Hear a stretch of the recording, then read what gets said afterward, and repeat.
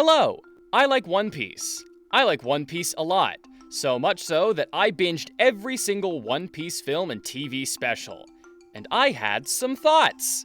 So I decided to review every single One Piece film and TV special in 10 words or less.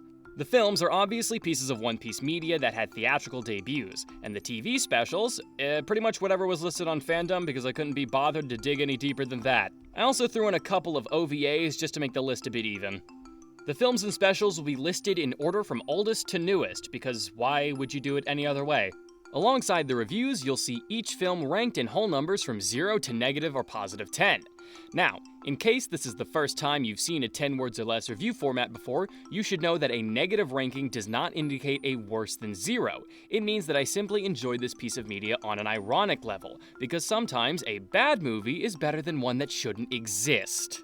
Now, without any further ado, here's every One Piece film and TV special in 10 words or less. Didn't need to try this hard for the pitch, guys. Human Lion fights the cast for gold. A talking skeleton, huh? Surely that won't happen again. Bad if you like Sanji. Great if you love Sanji. Wow, a movie about Chopper until it isn't. Can't believe Stampede stole this premise and did it worse. Controlling people with music, huh? Surely that won't happen again.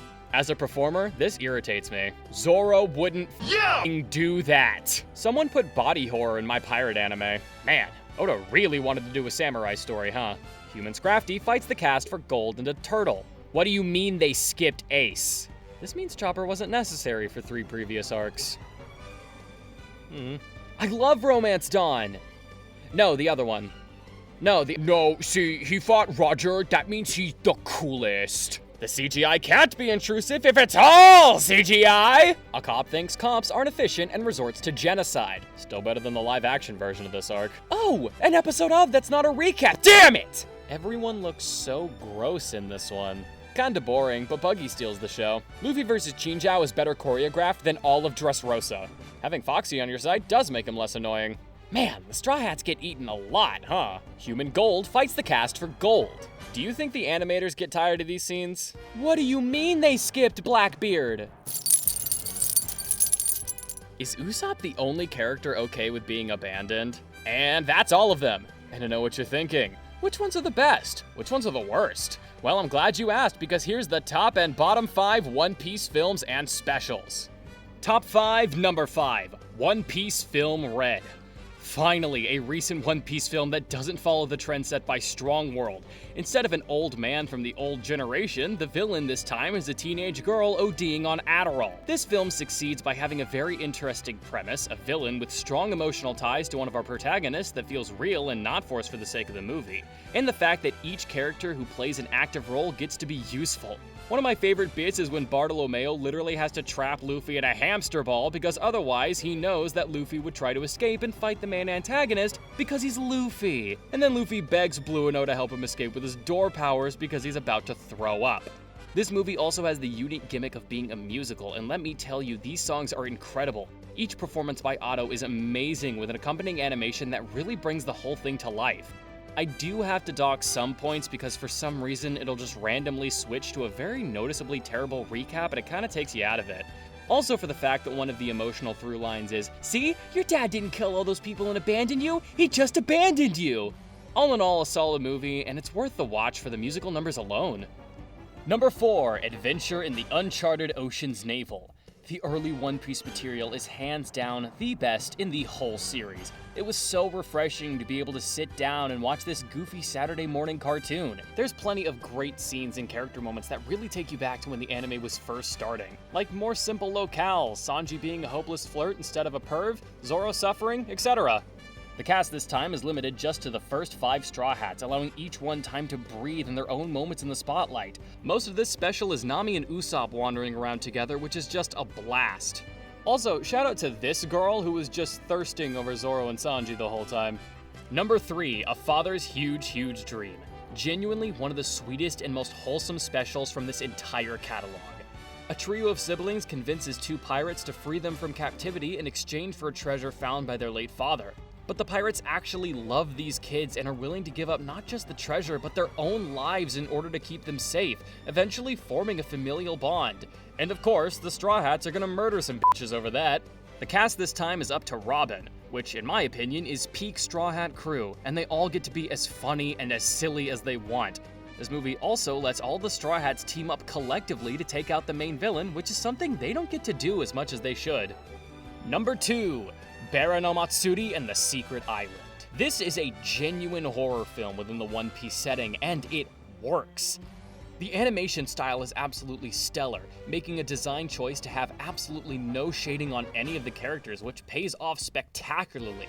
The monster design is genuinely unnerving, being a carnivorous plant that looks completely mundane but is horrifying in practice. And the villain's motivation is perfect for One Piece. The Baron saw his crew as a family, but they were all wiped out years ago, and due to the pain from that loss, he's lashing out at the world, tearing other crews apart emotionally so he can capture them and feed them to this plant so he can create fake versions of the family he lost. There are certain things I think it could improve upon, mostly in the script, but overall it's a fantastic watch from start to end. And my pick for the best One Piece film is Dead End Adventure. This is the most One Piece film out of all of these movies. Its plot, premise, and setting all fit perfectly within this world and are utilized to their complete potential. The Straw Hats are messing around one day when suddenly they stumble upon a pirate paradise and learn that a race is about to take place for a fabulous cash prize. The main thing this movie excels at is feeling like Golden Age early One Piece. Little details like character interactions really bring this movie together. There's a scene where Nami gets angry at Luffy and Sanji almost has a heart attack in the background. You can even see him reaching for his chest while the conversation continues. There's a scene near the beginning where the crew is walking down a corridor and Zoro gets startled by something and drops the lantern he was holding. So Sanji decides to catch it with his foot because he doesn't want to take his hands out of his pockets. And then Nami decides to walk under Sanji's leg instead of around him like a normal person. Little stuff like that, you know? Plus, the villain gets defeated in an interesting way that utilizes other characters' strengths outside of combat in a combat scenario. Of course Sanji would know how to solidify liquid sugar. He's a chef with countless dishes under his belt. Why wouldn't he know how to do that? He's Sanji. And the fact that the villain gets defeated in a similar way to water beats sand and rubber beats lightning is so fun because it hasn't fallen into the recent One Piece trap of punch things harder until they die. And in the most shocking twist, the second-in-command villain isn't taken out by Zoro, but by the original ally character exclusive to this movie. And it's a really good fight with amazing choreography. I genuinely cannot recommend this movie enough. Please, if you can find any way to watch it, do. You'll have a blast. And those are my absolute favorite One Piece films and specials. But who cares, right? You want to know which ones aren't worth your precious time, so here's the bottom 5. Number 5, Curse of the Sacred Sword. Zoro is written so out of character in this film, it's actually baffling this script made it past any type of editing phase. Manga Zoro would gut this version of him like a fish for the crap he pulls. He attacks innocent civilians, he defies and is openly hostile to his crew, he calls Sanji by his name, which I think is the most egregious of these unironically. He does all of this at the behest of his ex-boyfriend, and as far as I'm aware, we do not get an explanation why. The reason this is number 5 and not any lower is because I still believe there's actually a reason to watch this movie aside from the ironic enjoyment of ragging on it with friends. There is some interesting choreography, some good animation, and it does have a couple of good musical beats. Number 4, Stampede. This follows that trend set by Strongworld I mentioned, in which the villain is someone from the old generation who no-diffs Luffy, doesn't kill him for literally no reason, and then Luffy no-diffs him back by punching him harder. That last point is especially egregious in this film.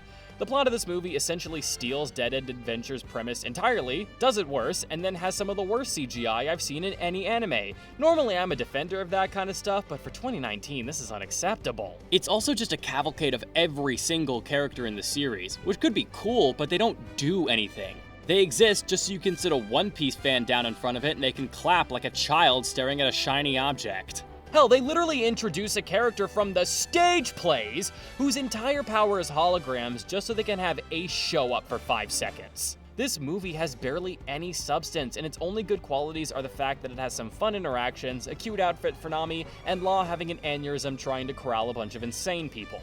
Number 3, Episode of Mary. It should be noted that I had to watch all the recaps at 2x speed because they were so unbelievably boring and awful. This recap has the distinct feature of having one of the worst visual styles of any One Piece special. The colors, the shading, the character designs are all terrible, especially the female designs. Nami, Robin, and Khalifa all look like blow-up dolls, and it's so ugly. Also, it skips some of the best moments from the Enies Lobby saga, like Sanji rampaging through the train, the introduction of Gali Law, and the entire incident at Iceberg's mansion, which is like the inciting incident for the second half of this arc. The only thing I got out of this special was laughing at how terrible the art was. Number 2, episode of East Blue. This was so terribly boring to sit through. There's almost nothing of value to be had from watching this special. It was also weird how they formatted it. It's not a recap of the East Blue saga in chronological order of its most important moments, but in order of each character's most important moments in order of who joined the crew. But it skips important context and just jumps from arc to arc. You start at Shell's Town after Luffy frees Zoro, and then just randomly jump to Baratie when he's fighting Mihawk. It's just bad all around. Honestly, the only thing I got out of this experience was watching the reanimated Sanji and Gin fight. It had some cool choreography. Other than that, don't watch it. And my number 1 pick for the worst One Piece film or special is a tie. A tie between episode of Alabasta and episode of Sky Island, because it's my video and I do what I want. Starting with Alabasta, genuine question for the people who made this. Who is this for? It's not for the people who've already seen One Piece, and it's not for the people who are new to One Piece and are only watching the recaps, because it skips everything in the Alabasta saga up until this arc, skips Ace's introduction, meaning he has even less of a presence in this movie than the manga, which is saying something, and it skips incredible character moments and locations, and chooses to include stuff that has no right to be in the movie due to what they cut. Stuff like Mr. Prince, arguably Sanji's best moment in the entire series, is gutted, but the gross crab who wants to fuck human women gets to say because haha, funny crab boner. This movie literally doesn't need to exist. It's a worse version of One Piece's best arc, and if you haven't watched or read Alabasta, then just watch or read Alabasta. Speaking of no right to exist, episode of Skypiea is equally terrible in similar and new ways. Hooray!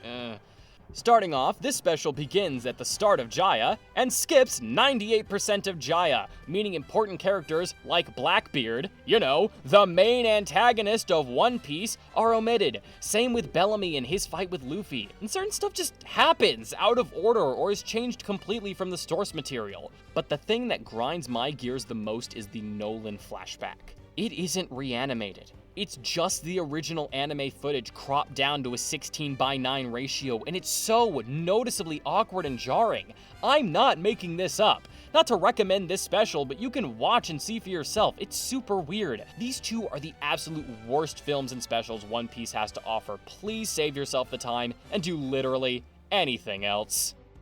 Hey, thank you so much for watching. I had a ton of fun making this video, and I want to make more like it. But in the meantime, you should absolutely like and subscribe. What? I'm a One Piece fan. You know I have no shame. Do it.